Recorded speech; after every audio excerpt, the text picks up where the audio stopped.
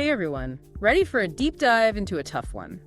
We're digging into the 2023 Turkey-Syria earthquake, trying to get beyond just the scale of the damage, huge as it was. Yeah, it's hard to overstate how bad it was, honestly. One of the worst we've seen, and I'm sure everyone listening remembers just how shocking it was to see. Absolutely, and that's why we're using this idea of the butterfly effect today. It helps us think about all the events that led up to it, maybe even things that seemed small at the time. It's like, how do we get here?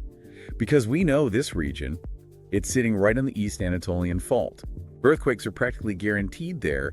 It's just a matter of when, not if. So knowing that, why would anyone even build there? It seems almost crazy. Right, and that's where the human element comes in. Turkey, they'd updated their building codes, made them tougher, especially after some bad quakes in the past.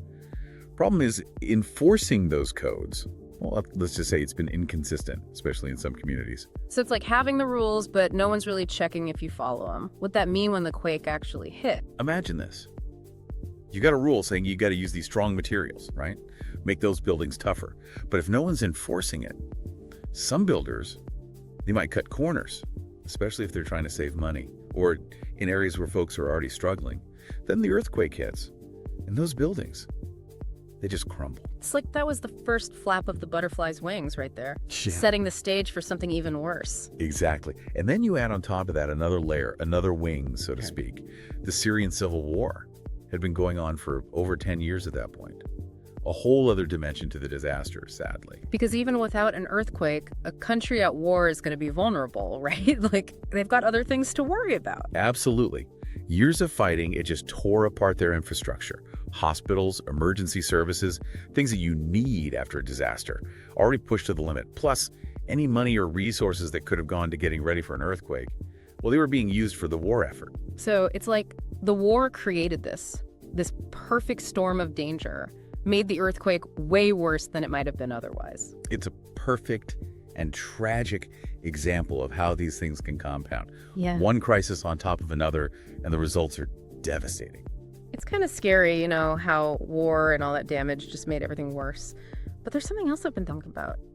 Climate change. Did that factor into all of this too? Yeah, you can't ignore that. I mean, climate change didn't cause the earthquake itself, obviously, but it definitely made things worse. Like a threat multiplier, you could say. Threat multiplier. Okay, now you're just using fancy terms. Explain that one. So before the earthquake hit, Turkey and Syria had been dealing with some really bad droughts.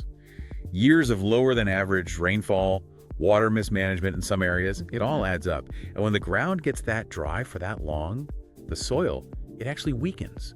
It becomes less able to handle the shock waves from an earthquake. So it's like the ground itself was already a mess before the earthquake even hit. That's just adding insult to injury.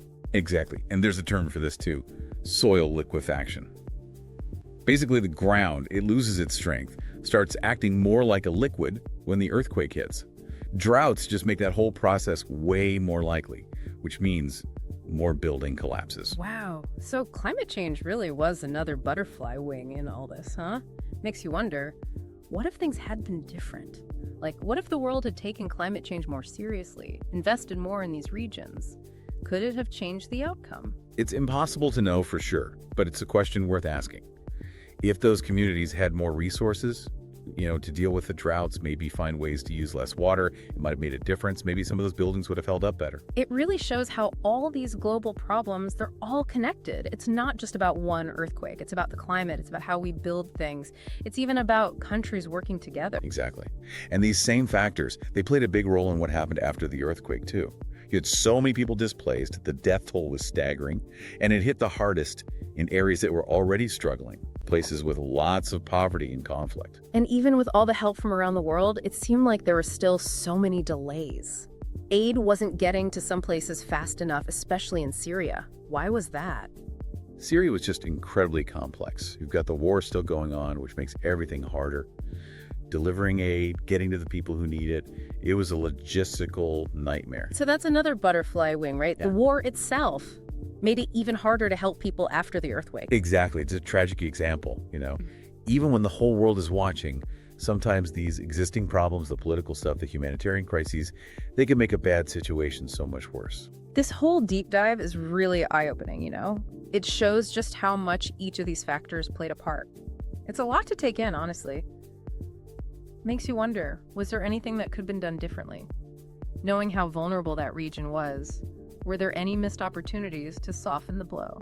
Well, there's one thing that comes to mind, and it really drives home this butterfly effect we're talking about.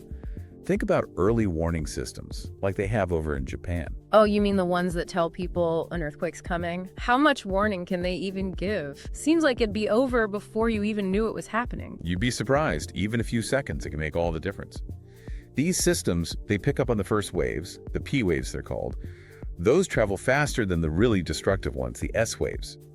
So depending on how far away the earthquake is, it could give people enough time to take cover, maybe even get out of buildings that aren't safe. So instead of making things worse, a good early warning system that could have been a butterfly wing pushing in the other direction. Why wasn't something like that in place, especially with all the risk there? That's a tough one. Probably a mix of things, really. Money's always a factor, right?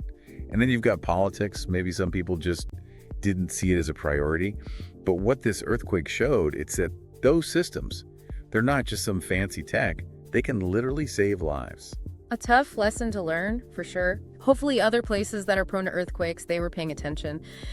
So where do we go from here? After something this big, this awful, is there any hope to be found? There has to be. For me, it comes down to focusing on what we can control. This earthquake, it forced the world to see some hard truths about how unprepared we are, how these global problems, they're all connected. It's a wake-up call, no doubt. So how do we answer that call? What can we learn from this to make sure something like this doesn't happen again, or at least that we're more ready next time? This whole thing, it just screams how important strong building codes are. And not just having them, but making sure people actually follow them. And then there's climate change. We got to get serious about dealing with that, especially in places that are already at risk.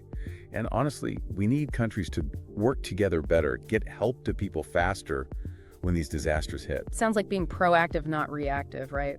Can't wait for the next disaster to happen. That's it, exactly. We got to go from just reacting to crises to actually trying to prevent them. And that means dealing with the root causes, whether that's poverty, bad infrastructure, or, climate change. This whole conversation, it's really brought home the butterfly effect for me. It's not just a saying, it's the truth, you know? What we do, the choices we make, they have a ripple effect. Maybe we can't see it right away, but it's there. And as awful as it was, this earthquake in Turkey and Syria, it's a reminder of that. We're not separate from nature or from each other, really. Our choices, they matter. It's a lot to process, that's for sure. But if there's one thing to take away from this deep dive, I think it's this. We've all got a part to play in building a better future, a safer future. We got to understand the risks, make smart choices, and work together so that when these things happen, because they will, we're ready. Thanks for joining us for this one, folks. And remember, even small changes can make a big difference.